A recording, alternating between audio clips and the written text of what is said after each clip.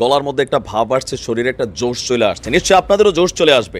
আমি যেটা চাচ্ছিলাম ঠিক সেই জিনিসটাই ঘটছে। একটা টিম ওয়ার্ক, এটাই আসলে দরকার। সালাম মারবো এখানে, ইফেক্ট পড়বে কোথায়? ভারতে। আর বাঘ যদি মনে করেন অন দা মুডে থাকে যে খাইয়ালামো, তাহলে কিন্তু খেলাটা পরিবর্তন হয়ে যায়। তবে বাংলাদেশে একটা প্রবাদ বাক্য আছে, কইয়ের তেলে কই ভাজা। করছে শত বছরে যা ঘটেনি এরকম কাণ্ড। দেখতে মানুষটা ছোট, কিন্তু মরিচটা অনেক ঝাল। ঝাল মরিচ গুলা নাকি ছোট হয়, কিন্তু চোখ তো আছে ডক্টর ইউনূস স্যারের, চোখ তো আছে তাজুল ইসলামের, চোখ তো আছে শিশির মনিরের। হ্যাঁ ভাই, ভয়েস অফ শহীদ ওনারাই হচ্ছে শহীদের কণ্ঠ, শহীদদের ভয়েস ওনারা, শহীদের কণ্ঠ ওনারা। লেখা রাখেন আপনারা, সাদা কাগজ আজকে লেখা রাখেন, নতুন বাংলাদেশের পথে যেই কাটা হয়ে দাঁড়াবে সেই ধ্বংস হয়ে যাবে। যার বিয়া তার খবর নাই, পাড়াপড়শির ঘুম নাই। ট্রাম্প সাহেব আদা জল খাইয়া লাইমা যাবে প্রফেসর ডক্টর মোহাম্মদ ইউনূসকে জাতিসংঘের মহাসচিব করবার জন্য। সেনাপ্রধান ও রাষ্ট্রপতিকে নিয়ে বাংলাদেশের রাজনীতিতে তোলপাড় চলছে। এটা এমন ভাবে তোলপাড় শুরু হয়েছে, যদিও গণমাধ্যমে এটা ব্ল্যাক আউট, মানে এমন ঘটনা যে শীঘ্রই হয়তো বা 1-1.5 সপ্তাহ 2 সপ্তাহের মধ্যে এই সুযোগটা আপনারা গ্রহণ করবেন, কারণ এটা একটা নজিরবিহীন পদক্ষেপ সরকার নিয়েছে। আমরা সবাই বছরের পর বছর এটার জন্য সংগ্রাম করেছি, কথা বলেছি। পাকিস্তানের সাথে ঐতিহাসিক ডিলের পথে বাংলাদেশ। আপনারা শুনলেন রাষ্ট্রপতিকে নিয়ে বাংলাদেশের রাজনীতিতে তোলপাড় চলছে, মানে অ্যাজ ইফ এটা এমন ভাবে তোলপাড় শুরু হয়েছে, যদিও গণমাধ্যমে এটা ব্ল্যাক আউট। এটা হচ্ছে বাংলাদেশের গণমাধ্যম যে এখনো ফেসিবাদের দোষর, এবং প্রিন্ট মিডিয়াগুলো যে এখনো ভারতের দালাল তার প্রমাণ। এই জন্য ভারতের দালালদের বিরুদ্ধে নিউজ করে না, অথচ এটা নিয়ে বিরাট ঘটনা চলছে। মানে এমন ঘটনা যে শীঘ্রই হয়তো বা 1-1.5 সপ্তাহ 2 সপ্তাহের মধ্যে একটা দফারফা হবে। একটা দফারফা তো অলরেডি হয়েছে প্রায়, বাকিটুকু হবে। আর একটা দফারফা চূড়ান্তভাবে হবে শীঘ্রই। দর্শক, একজন সেনাপ্রধান আর একজন রাষ্ট্রপতি চুক্তি। এই সেনাপ্রধান অনেকটা সাইজ হয়েছে। বিশেষ করে আপনারা জানেন যে ব্রিগেডিয়ার জেনারেল আব্দুল্লাহ আমান আজমির হাত ধরে অনুরোধ করেছেন যাতে গুম খুনে জড়িত সেনা কর্মকর্তাদের বিরুদ্ধে তিনি মামলা না করেন। স্যার, মামলা করবেন না কেন? সেনাবাহিনী দুর্নাম হবে। এবার ওয়াকার প্রাণপণ চেষ্টা করেছেন গুম খুনে জড়িত জেনারেলদের বাঁচানোর, বিশেষ করে সার্ভিং জেনারেলদের বাঁচাতে চেয়েছেন। এবং ওয়াকারের আশ্বাসে কিন্তু ওই জেনারেল পালায়নি।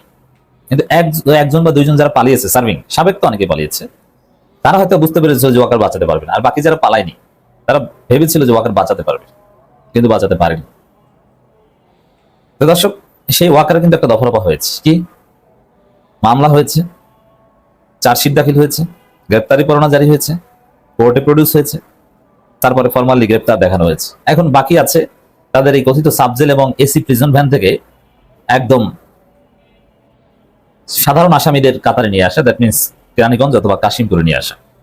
এটা বাকি ঘটনা হয়ে গেছে। তো দর্শক, এই জায়গায় ওয়াকারের জয় বাংলা। একটা হচ্ছেন চুপ। এই চুপ্পুকে নিয়ে কিন্তু একটা বিরাট ঘটনা ঘটে গেছে, যেটাকে আমি তোলপাড় বলছি।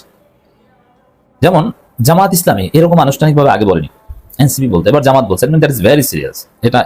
এটা ইনএভিটেবল, এটা এড়ানো যাবে না। রাষ্ট্রপতিকে বিশ্বাস করি না, প্রধান উপদেষ্টাকেই আদেশ জারি করতে হবে, এটিএম মাসুদ জামাতের অতি গুরুত্বপূর্ণ প্রতিনিধি। জুলাই সনদের আদেশ বাস্তবায়নের যে বিষয়টা আছে, এই আদেশটা দিবে কি?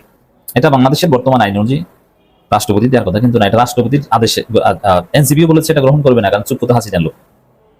আর জামাত বলছে না, এটা বিশ্বাস করে না, তার হাত থেকে নেব না। এর মানে কি? রাষ্ট্রপতি যদি পদে থাকেও, যদি জুলাই সনদ রাষ্ট্রপতির মাধ্যমে সাইন না হয়ে ইউনূসের মাধ্যমে সাইন হয়, তাহলে আপনি নিশ্চিত ধরে নেন যে রাষ্ট্রপতি পদটা অকার্যকর হয়ে গেল। পদে তিনি থাকলেও বঙ্গভবনে একটা মূর্তি বসে আছে, বাস্তবে তিনি অকার্যকরের পর্যায়ে চলে যাচ্ছে। এটি হবে। আর সেনাপ্রধানও এরকম, যে তিনি যা চান সেটা হয় না, তার ধমকে কোনো কাজ হয় না, তিনিও লাইনে চলে আসেন। এটাকে আপনি চূড়ান্ত দফারফা বলতে পারেন। এখন একদিকে হাসনাত আব্দুল্লাহ বলছেন সেনাবাহিনীর একজন ঊর্ধ্বতন কর্মকর্তা নির্বাচন নিয়ে ষড়যন্ত্র করছে। এখন এর ধায় চোখ বুঝে সেনাপ্রধানের উপরে যায়। এখন যিনি রাজনীতি নির্বাচন নিয়ে ষড়যন্ত্র করবেন, তাকে তো একটা দফারফা করতেই হবে। আবার এদিকে রাষ্ট্রপতিকে মানবে না জামাত, তাহলে কি হবে? দফারফা হবে। এই দুইটা বক্তব্য রাজনীতি অত্যন্ত তাৎপর্যপূর্ণ। রাষ্ট্রপতির উপর বিশ্বাস নেই, প্রধান উপদেষ্টাকে জুলাই সনদ স্বাক্ষরের আদেশ জারি করতে হবে বলে মন্তব্য করেছেন জামাত ইসলামী সহকারী সেক্রেটারি জেনারেল মাওলানা এটিএম মাসুম। একটা প্রোগ্রামে তিনি কথা বলেন। এটিএম মাসুম বলেন, জুলাই সনদ শুধু স্বাক্ষরের মধ্য দিয়ে সীমাবদ্ধ রাখলে চলবে না, প্রধান উপদেষ্টাকে এর জন্য একটি আদেশ জারি করতে হবে। সাধারণত বাংলাদেশের আইনের প্রেসিডেন্ট আদেশ জারি করেন। আইনে যদি কোনো সুযোগ থাকে, তাহলে আমরা বলতে চাই প্রধান উপদেষ্টাকে সেই সুযোগ নিয়ে আদেশ জারি করতে হবে। এখন এনসিপির যে মৌলিক শর্ত, জুলাই সনদ কেন্দ্রিক, তার মধ্যে কিন্তু এই চুক্তি স্বাক্ষর করতে পারবে না, এটা একটা আছে। কারণ প্রেসিডেন্টকে আমরা বিশ্বাস করি না, এটা হাসিনা নিয়োগ করা প্রেসিডেন্ট, তার কোনো আদেশ আমরা মানি না। তো দর্শক, এখানে প্রেসিডেন্টকে বিশ্বাস করে না, তাহলে সেনাপ্রধান কার নিয়োগ করা? যদিও পার্থক্য একটা, যে সেনাপ্রধান বিপ্লবের পার্ট আর চুপ্পু বিপ্লবের কোনো পার্ট না। যেহেতু চুপ্পু নিজেও 5 আগস্টের পক্ষে কথা বলেছেন, হাসিনা আওয়ামী লীগকে ফ্যাসিস্ট বলেছেন বিবৃতিতে, 5 আগস্ট গুলোকে আপনারা দেখেছেন। ঢাকা বিশ্ববিদ্যালয়ে গড়ছে শত বছরে যা ঘটেনি এরকম কাণ্ড, যেখানে মাদক, হকাররা ছাত্রছাত্রীদের পড়াশোনার পরিবেশকে নষ্ট করে মাদকের আড্ডা জুগিয়েছে, সেখানে ছাত্র শিবির প্যানেল বিজয় পাশ করার পরে তারা এটার বাধা হয়ে দাঁড়িয়েছে। হকার এবং গাঁজা, আফিম দুর্নীতি মুক্ত ঢাকা বিশ্ববিদ্যালয় তারা গড়বে, আর এই দুর্নীতিবাজ গাঁজাখুরদের পক্ষে দাঁড়িয়েছে বামপন্থী শিক্ষক এবং ছাত্ররা। বাংলাদেশের মধ্যে এখন আর হিজাব পর্দাওয়ালারাই গাঁজাখুরের বিরুদ্ধে, নেশাখুরের বিরুদ্ধে দাঁড়ায় না। যারা আধুনিক শিক্ষায় শিক্ষিত, যাদেরকে আমরা মনে করি যে তারা তো পর্দা করে না, তারা মনে হয় মানে রাম বামে জড়িত নয়। মনের দিক থেকে, মানসিকতার দিক থেকে বাংলাদেশে এখন অনেক আধুনিক শিক্ষিত নারীরা এবং পুরুষরা চাচ্ছে আগামী দিনটা যেন বাংলাদেশ ইসলামী পরিবেশে, ইসলামী সমাজ ব্যবস্থায় চলে, যেখানে আমার সন্তান গাঁজাখুর হবে না, আমার সন্তান নেশাখুর হবে না, এই নিশ্চয়তা এখন সবাই চাচ্ছে। ঢাকা বিশ্ববিদ্যালয়ের জিএস এবং বাংলাদেশ ইসলামী ছাত্র শিবির ঢাকা বিশ্ববিদ্যালয়ের সভাপতি SM ফরহাদ একটি কঠিন হুঙ্কার দিয়েছেন ঢাকা বিশ্ববিদ্যালয়ের দুর্নীতি নিয়ে এবং গাঁজাখুর, মদখুর এবং হকারদেরকে নিয়ে। তিনি বলেছেন, ক্যাম্পাস স্টেক হোল্ডার হলেন ঢাকা বিশ্ববিদ্যালয়ের শিক্ষক, ছাত্র, ছাত্রী, কর্মচারী, কর্মকর্তা। এর বাইরে কোনো মাদক ব্যবসায়ী, অনিবন্ধিত কোনো দোকান কিংবা হকারদের কোনো ইস্যুই বিশ্ববিদ্যালয়ের সাথে সংশ্লিষ্ট নয়। যেই দোকানগুলা বরাদ্দ পেয়েছে তারা ছাড়া এক্সট্রা ছাউনি দিয়ে, এক্সট্রা দলীয়ভাবে দোকান বানিয়ে দিয়ে হাজার হাজার টাকা চাঁদা নেওয়ার যে ব্যবস্থা ঢাকা বিশ্ববিদ্যালয়ে হয়ে আছে শত বছর যাবৎ, এবং সর্বশেষ আওয়ামী লীগের সময়ে যে দোকানগুলা গড়ে উঠেছে বা 90-এর দশকের পর থেকে ঢাকা বিশ্ববিদ্যালয়ের চেয়ে মানে আনাচে কানাচে দোকানপাট আছে, যেগুলার কোনো রেজিস্টার নাই, যারা কোনো ঢাকা বিশ্ববিদ্যালয়কে কোনো ধরনের ভাড়া পে করে না, ওই সমস্ত দোকানপাট কোনো কিছু থাকবে না। যাদের রেজিস্টার আছে, যারা অনুমোদিত দোকানপাট আছে, তারাই থাকবে, অন্য কারো থাকবে না। আর এই ঢাকা বিশ্ববিদ্যালয়ের ক্যাম্পাসের মালিক হলেন শিক্ষার্থী, ছাত্রছাত্রীরা, শিক্ষক, কর্মচারী এবং কর্মকর্তারা। এর বাইরে কোনো নেতাগিরি ঢাকা বিশ্ববিদ্যালয়ে চলবে না, এটাই উনি বোঝানোর চেষ্টা করেছে। এখানে উনি বলেছে, কথা একটাই, হয় ডাকসু থাকবে নতুবা অবৈধ ব্যবসা, মাদক সিন্ডিকেট থাকবে, দুটা একসাথে চলতে দেওয়া যাবে না। ঢাকা বিশ্ববিদ্যালয়ের এই তরুণ, এই SM ফরহাদ আমরা দেখেছি গত 15 মার্চ যাবৎ ঢাকা বিশ্ববিদ্যালয়কে গরম করে রেখেছে। কখনো ইফতার খাওয়িয়ে প্রতিদিন 3 লক্ষ টাকার ইফতার বিতরণ করে, কখনো কোরবানি ঈদে মানে ডর্জন ডর্জন গরু কোরবানি দিয়ে প্রত্যেক ছাত্র ছাত্রী, কর্মকর্তা, কর্মচারী, শিক্ষক সহ সবার মন জুগিয়ে এবং প্রত্যেকটা বিষয়ে স্বৈরাচার বিদায়ের দিবস পালন করে বিশেষ এক্সিবিশন বিশ্ববিদ্যালয়ে করে, শিক্ষার্থীদের জন্য পানির ফিল্টার দিয়ে, নারীদের জন্য স্যানিটারি ব্যবস্থা করে, বিভিন্ন ধরনের কার্যক্রম করে যে আলোড়ন সৃষ্টি করে রেখেছে ঢাকা বিশ্ববিদ্যালয়ে, সেই ছোটখাটো ব্যক্তিটা SM ফরহাদ। দেখতে মানুষটা ছোট, কিন্তু মরিচটা অনেক ঝাল, ঝাল মরিচগুলো নাকি ছোট হয়।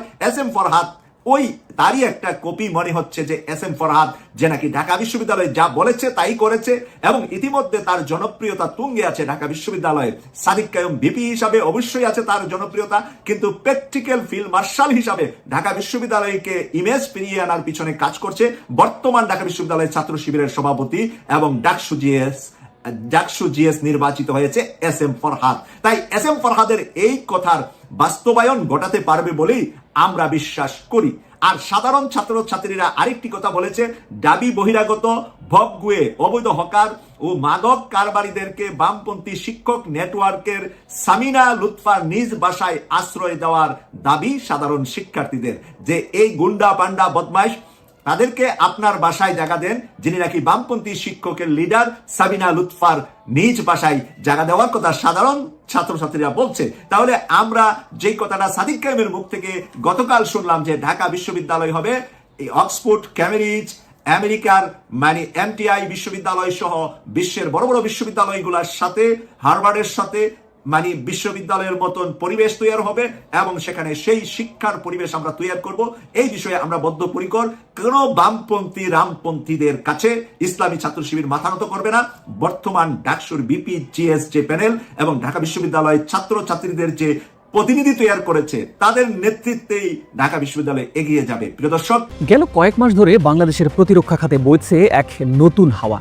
অন্তর্বর্তী সরকার ক্ষমতা গ্রহণের পর থেকেই দেশের সামরিক সক্ষমতা বাড়াতে একের পর এক নেওয়া হচ্ছে বড়সড় উদ্যোগ। বন্ধুপ্রতিম দেশগুলো থেকে সামরিক সরঞ্জাম কেনা, নতুন নতুন প্রতিরক্ষা চুক্তি, সব মিলিয়ে দেশের সামরিক শক্তি আধুনিকায়নে নজিরবিহীন তৎপরতা দেখা যাচ্ছে এই অন্তর্বর্তী সরকারের সময়ে। তবে এই সামরিক আধুনিকায়নের গতি দেশের গণ্ডি পেরিয়ে এখন আন্তর্জাতিক ভূ রাজনীতির মঞ্চেও আলোচনার জন্ম দিয়েছে। বিশেষ করে চীনের কাছ থেকে অত্যাধুনিক 20টি যুদ্ধ বিমান অর্থাৎ J-10C কেনার বিষয়টি যেমন অনেক দূর এগিয়েছে, তেমনি ইউরোপ, তুরস্ক এমনকি পাকিস্তানের মতো দেশগুলোর সাথেও সামরিক সম্পর্ক জোরদার করা হচ্ছে। এই তৎপরতা ঘিরে এরই মধ্যে নড়ে চড়ে বসেছে ভারত। আবার এই সামরিক সহযোগিতার নতুন দিকগুলো নিয়ে উদ্বেগ প্রকাশ করেছে পরাশক্তি যুক্তরাষ্ট্র। Mr. Christensen, Bangladesh's military-to-military cooperation with communists. ওয়াশিংটনের নীতি নির্ধারকরা এখন বাংলাদেশের প্রতিরক্ষা ক্রয়ের গতিপথ গভীরভাবে পর্যবেক্ষণ করছেন। তারা চায় ঢাকা যেন চীন প্রতিরক্ষা জালে না জড়ায়, বরং যুক্তরাষ্ট্র বা তার মিত্রদের সাথে ঘনিষ্ঠ সামরিক অংশীদারিত্বে যুক্ত হয়। বাংলাদেশের সামরিক সক্ষমতা বাড়ানোর এই উদ্যোগ কিভাবে আঞ্চলিক এবং আন্তর্জাতিক কূটনীতির কেন্দ্রবিন্দুতে পরিণত হচ্ছে, এই প্রশ্নের উত্তর খুঁজব আজকের বিশ্লেষণে। দেশের সামরিক খাত যখন আধুনিকায়নের পথে হাঁটছে, ঠিক তখনই কেন ওয়াশিংটনের নীতি নির্ধারকরা বলছেন বাংলাদেশের সাথে চীনের ক্রমবর্ধমান সামরিক সহযোগিতা আমাদেরকে গভীরভাবে উদ্বিগ্ন করছে? ওয়াশিংটন থেকে দিল্লি পর্যন্ত কেন হঠাৎ বাংলাদেশের প্রতিরক্ষা ক্রয় এবং কৌশলগত সম্পর্ক নিয়ে এত আলোচনা? কি এমন আছে বাংলাদেশের সামরিক আধুনিকায়নের এই নতুন অধ্যায়ে যা আঞ্চলিক এবং বৈশ্বিক ক্ষমতার ভারসাম্যকে নতুন করে ভাবাচ্ছে? আমাদের আজকের প্রতিবেদনে তুলে ধরব সেই সব গুরুত্বপূর্ণ দিকগুলো। প্রিয় দর্শক, চলুন প্রথমে সরকারের এই সামরিক সক্ষমতা বৃদ্ধির উদ্যোগের পেছনের কারণগুলো বিশ্লেষণ করা যাক। গেল 1.5 দশকে বাংলাদেশের সামরিক বাহিনীর আধুনিকায়ন ধীর গতির প্রক্রিয়ার মধ্য দিয়ে যাচ্ছিল, কিন্তু ডক্টর ইউনূসের নেতৃত্বাধীন অন্তর্বর্তী সরকার আসার পর থেকেই এই প্রক্রিয়ায় আসে নতুন গতি। মূলত দেশের নিরাপত্তা এবং কৌশলগত গুরুত্ব বিবেচনায় নতুন করে ভাবতে শুরু করে বাংলাদেশ। বঙ্গোপসাগরে বিশাল অর্থনৈতিক অঞ্চল এবং কৌশলগত অবস্থানের কারণে দেশের জল এবং স্থল সীমান্ত সুরক্ষার জন্য আধুনিক সামরিক সরঞ্জাম একেবারে অপরিহার্য। বিশেষ করে সমুদ্র সীমার নিরাপত্তা নিশ্চিত করতে নৌবাহিনী ও বিমান বাহিনীর শক্তি বাড়ানো অত্যন্ত জরুরি হয়ে পড়েছে। এছাড়া ফোর্সেস গোল 2030 বাস্তবায়ন করার বিষয়টিও সামনে এসেছে। পূর্ববর্তী সরকারগুলোর নেয়া এই দীর্ঘমেয়াদী পরিকল্পনাটি বাস্তবায়নে বর্তমান সরকার গতি বাড়াতে চাইছে। এই লক্ষ্যের মূল উদ্দেশ্য হলো একটি ত্রিমাত্রিক আধুনিক ও সক্ষম সেনাবাহিনী, নৌবাহিনী ও বিমান বাহিনী গড়ে তোলা। বর্তমান সরকার প্রতিরক্ষা ক্রয়ের বহুমুখীকরণ করার উপর গুরুত্ব আরোপ করেছে। অতীতে এককভাবে কোনো একটি দেশের উপর সামরিক সরঞ্জামের জন্য নির্ভরশীল না থাকার নীতি নিয়েছে সরকার। তাই সামরিক সরঞ্জাম কেনার ক্ষেত্রে শুধু চীনই নয়, ইউরোপ, তুরস্ক এবং অন্যান্য দেশের দিকেও ঝুঁকছে বাংলাদেশ। উদাহরণস্বরূপ, তুরস্কের কাছ থেকে ড্রোন এবং ইউরোপীয় দেশগুলো থেকে রাডার বা অন্যান্য সরঞ্জাম সংগ্রহের খবর সামনে এসেছে। এছাড়া যৌথ উৎপাদন ও প্রযুক্তি হস্তান্তরে বিষয়টি নিয়েও বেশ তৎপর এখন বাংলাদেশ। এবার শুধু কেনাই নয়, সামরিক সক্ষমতা বাড়ানোর পাশাপাশি প্রযুক্তিগত জ্ঞান অর্জন এবং ভবিষ্যতে নিজেদের দেশেই যুদ্ধাস্ত্র উৎপাদনের দিকে মনোনিবেশ করছে বাংলাদেশ। পাকিস্তান সহ কয়েকটি দেশের সাথে যৌথ উৎপাদন ও আধুনিক যুদ্ধাস্ত্র সংগ্রহের বিষয়ে আলাপ আলোচনা এরই মধ্যে শুরুও হয়েছে। কিন্তু এই আধুনিকায়নের সবচেয়ে আলোচিত দিকটি হলো চীনের কাছ থেকে 20টি অত্যাধুনিক J-10C যুদ্ধ বিমান কেনা এবং ভারত সীমান্তবর্তী কয়েকটি এয়ারবেজ চালুর উদ্যোগ। এই দুটি পদক্ষেপই আঞ্চলিক ভূ রাজনীতিতে বড় ধরনের আলোড়ন সৃষ্টি করেছে। বাংলাদেশের সামরিক সক্ষমতা বৃদ্ধির উদ্যোগগুলোর মধ্যে ভারতের ভূ রাজনৈতিক উদ্বেগ বাড়িয়েছে মূলত দুটি বিষয়। প্রথমত, চীনের তৈরি J-10C যুদ্ধ বিমান সংগ্রহ। J-10C অত্যন্ত উন্নত মানের 4.5 প্রজন্মের যুদ্ধ বিমান, যা ভারতের সুখোই 30 বা বিরাজ 2000-এর সমকক্ষ হতে পারে। বাংলাদেশের বিমান বাহিনীতে এমন একটি শক্তিশালী প্ল্যাটফর্মের সংযোজন ভারতের সামরিক পরিকল্পনাবিদদের জন্য নতুন হিসাব নিকাশের জন্ম দিয়েছে। দ্বিতীয়ত, ভারত সীমান্তবর্তী কয়েকটি নতুন এয়ারবেজ চালুর উদ্যোগ। যদিও এয়ারবেজগুলো দেশের অভ্যন্তরীণ নিরাপত্তার জন্য ব্যবহৃত হবে, কিন্তু ভারতের একদম লাগোয়া অঞ্চলে এমন কৌশলগত অবকাঠামোর উত্থান স্বাভাবিকভাবেই তাদের অস্বস্তিতে ফেলেছে। এর মধ্যে ভারত সরকার এই এয়ারবেজ চালুর বিষয়ে আপত্তিও জানিয়েছে। তাদের মূল বক্তব্য হলো বাংলাদেশের এই দ্রুত সামরিক আধুনিকায়ন এবং নতুন এয়ারবেজগুলো আঞ্চলিক ভারসাম্য নষ্ট করবে। ভারত দীর্ঘদিন ধরে বাংলাদেশের সবচেয়ে বড় প্রতিরক্ষা অংশীদারগুলোর মধ্যে একটি হলেও চীনের সাথে ঢাকার ক্রমবর্ধমান ঘনিষ্ঠতা নয়াদিল্লিকে গভীরভাবে ভাবাচ্ছে। তারা আশঙ্কা করছে এই পদক্ষেপগুলো দক্ষিণ এশিয়ার কৌশলগত স্থিতিশীলতাকে প্রভাবিত করতে পারে। ইলিয়াস আলীকে গুম করার পরে, মারার পরে হাসিনা আব্বাসকে বলেছে তুমি দোষটা বিএনপির ঘাড়ে নিয়ে নাও। বাস্তবায়িত হলেই ভারতের গাড়ি যাবে আমাদের উপর দিয়ে, শুধু গাড়ি যাবে না, তাদের সাধারণ জিনিসপত্র যাবে না, মালামাল যাবে না, এই রাস্তা দিয়ে তাদের আর্মস যাবে, গোলা বারুদ যাবে, তাদের সোলজাররা যাবে। এবং আমার দেশের উপর দিয়ে তাদের রাস্তা দেওয়ার পর তাদের সোলজার তাদের গোলা বারুদ দিয়ে যায়। ভারতের মতো বিশাল রাষ্ট্র, বাংলাদেশের মতো ছোট রাষ্ট্র, এই রাষ্ট্রের কোনো স্বাধীন অস্তিত্ব থাকবে বলে বিএনপি ডুববে না কেন? বিএনপি ইলিয়াস আলীকে গুম করানোতে সহায়তা করে গোরখোদক আব্বাস। যেই গোরখোদক আব্বাস বলে, গোরখোদক আব্বাস নিজে বলে যে ইলিয়াস আলীকে ওই সরকার মারে নাই। ওই আমার কাছে ভিডিওটা আছে, আমি দেখাতে চাই। গোরখোদক আব্বাস নিজে দাবি করেছে ইলিয়াসকে আওয়ামী লীগ মারে নাই। এর অর্থ কি জানেন? গোরখোদক আব্বাস, আব্দুল আউয়াল মিন্টু, মোহাম্মদ সালাম, এদের অনেকেই জড়িত ছিল ইলিয়াস আলীর গুমের সাথে। মেইন কারণ কি ছিল জানেন? ভারতীয় স্বার্থ। তখন ইলিয়াস আলীকে গুম করার পরে, মারার পরে হাসিনা আব্বাসকে বলেছে তুমি দোষটা বিএনপির ঘাড়ে নিয়ে নাও। দেখেন গোরখোদক আব্বাস কি বলে। নিখোঁজের 9 বছর পর বিএনপি নেতা এম ইলিয়াস আলীকে নিয়ে নতুন তথ্য দিলেন বিএনপির স্থায়ী কমিটির সদস্য মির্জা আব্বাস। ইলিয়াস আলী গুমের পেছনে দলের ভেতরে থাকা কয়েকজন নেতার হাত আছে বলে দাবি করেন তিনি। বিএনপি চেয়ারপারসন খালেদা জিয়ার রোগ মুক্তি কামনা এবং সাবেক সংসদ সদস্য ও বিএনপির সাংগঠনিক সম্পাদক এম ইলিয়াস আলীকে ফিরে পাওয়ার দাবিতে শনিবার বিকেলে এক ভার্চুয়াল আলোচনা সভায় মির্জা আব্বাস এসব কথা বলেন। আওয়ামী লীগ সরকার ইলিয়াস আলীকে গুম করেনি বলেও জানান তিনি। আমি জানি আপনার সরকার, আমার বাংলাদেশ সরকার আওয়ামী লীগ সরকার গুম করে নাই। ইলিয়াস গুমের পিছনে আমার দলের অভ্যন্তরে লুকায়িত যে বদমাশগুলো আছে তাদেরকে দয়া করে একটু আইডেন্টিফাই করে ব্যবস্থা করেন প্লিজ। শুনেছেন?